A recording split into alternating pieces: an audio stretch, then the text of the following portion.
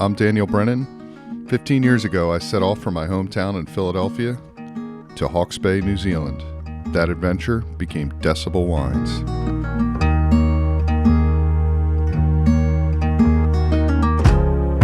You head east and tell me west. You know, this thing is bigger than me now. When I moved here in 2008, I had nothing and literally knew nobody in New Zealand. I was just driven to learn about wine growing and specifically about this place here in Hawke's Bay. Find a place on my own. One of the big things when I moved to New Zealand, it's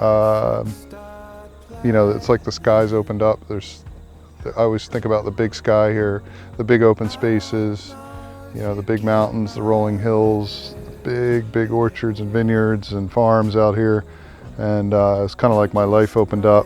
All this opportunity opened up too, even on my personal life with, starting a family here and everything. It was all big and wide open and completely different than where I came from in Philadelphia, which was busy and loud and fun, but completely different. Yeah, this place is real special for that reason. And Hawke's Bay, we're just no short of beauty everywhere you turn. It's like a hurricane blowing through the city of my soul. Starting my wine education in my 30s made me a bit of an outsider, but I suppose I was already an outsider. I was alone. I wasn't yet technically proficient on the winemaking, so I needed help there. But having grown up in a family restaurant and around good food and drinks, I did know what people liked and how they wanted to be treated. So yeah, I made some new friends and they helped me out a lot. The first of them was Jenny Dobson, who, when I think about it now, I've made wine with every year in some way or another over the past 15 vintages. Even now, we're both making wine in the same winery. As I got more confident and worked on my craft, I really started having more fun and meeting more people. Then growers and vineyard owners started approaching me. I think it was because I was trying some new things in what at times can be a very boring and predictable wine world. And I was always up for hanging out, inviting people to come around and have some fun together. Ian and Linda Quinn at Two Terraces Vineyard are probably the best examples of this. Fantastic growers, converting the entire property to organic farming, really hands-on with this very special place. And it's really all grown from there. Just people and relationships, conversations, hanging out, being honest and realistic with each other, but also having some laughs and some fun. I truly believe that translates into the wine, that people can get a sense of community and just having their little decibel moment with friends and family around the table, a bit of social lubrication, if you will. And none of that's possible without the foundation in Philly. All the fun in Philly, all the fun at McCrossen's. That place was my first tasting lab, and it's still like that today. When I want to introduce a new wine, I bring it to my brother Jamie, and that place at 20th and Spring Garden first. I know they'll be honest with me, that's for sure. So what's the story behind this place? From what I understand, they used to slaughter pigs in the basement. It's been in the family for about 100 years, around Prohibition. In the 30s, 40s, and 50s, Neil McCrossen Sr. had it. It used to be called the Dust Bowl. It was an ironworkers bar, shot in a beer bar. 1852, it's a long time ago. The exposed bricks in the building here is something that I always remind me of this place. Well, you started working here first, right? Redoing the place, that was probably the first jobs that I was a part of here. Ironically, I started hanging out here a lot more in November of '94. Yeah, the plan was not to serve any of my underage friends, which I've never done, ever.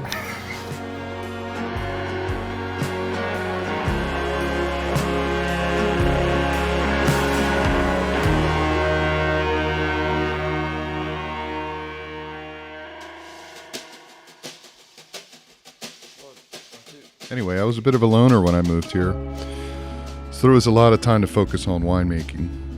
And the wine industry is tough, particularly the growing and winemaking side of things. But that's okay, any good adventure should have challenges. But most of the folks don't make it out. For me, the hardest thing was always being away from all my family and friends back in the Philly area. So I just brought the wine back to them. I lived right in this neighborhood before I left for New Zealand. and it was quite a change coming to Hawke's Bay. So we got all the fruit picked now, all the Chenin Blanc from this beautiful vineyard on a beautiful day. All the birds will come and grab the rest of it now.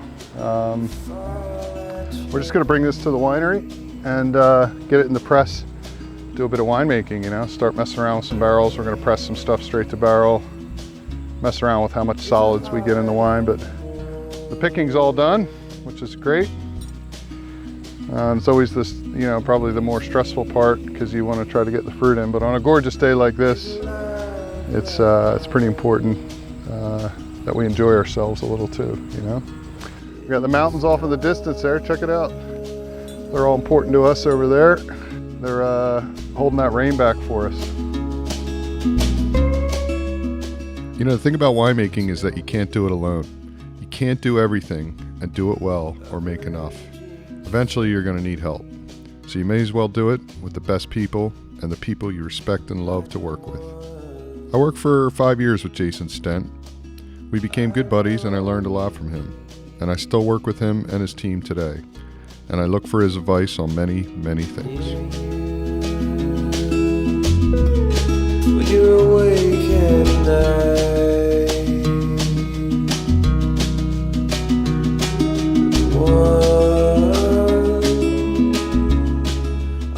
I have a lot of friends and colleagues who know a lot more about wine than I do. Fine wines, wines of the world. They've done vintages everywhere.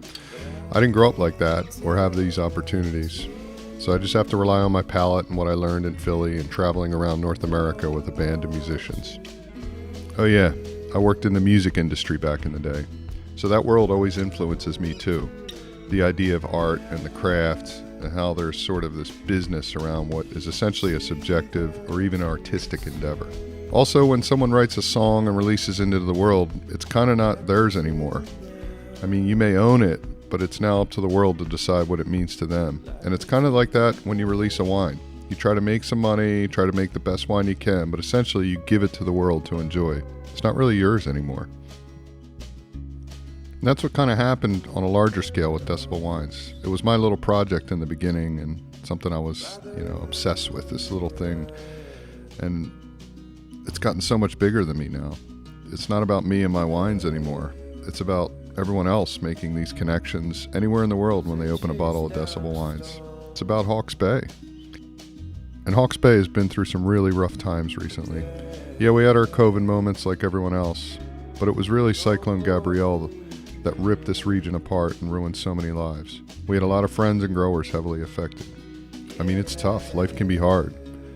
But it's through tough times you find inspiration, and it makes you want to discover new things and experience new heights. You know, make some awesome wine, work with some inspiring people, get some retribution. You know, take some chances, enjoy life, support your community. Those are the things I hope people sense in these wines.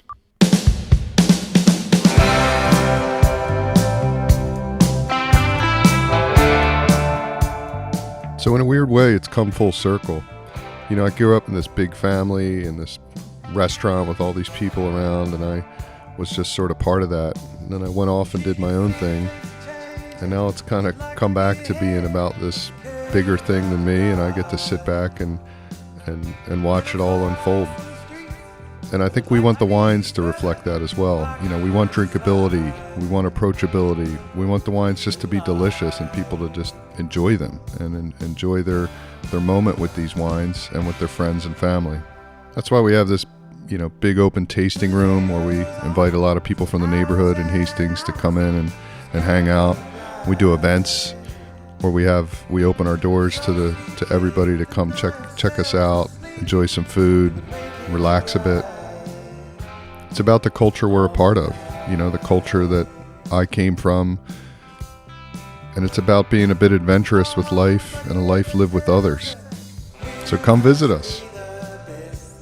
That's what we like to see. I love to see people sitting around drinking these wines with food on the table, friends and family around. I mean, that's what life's about, right?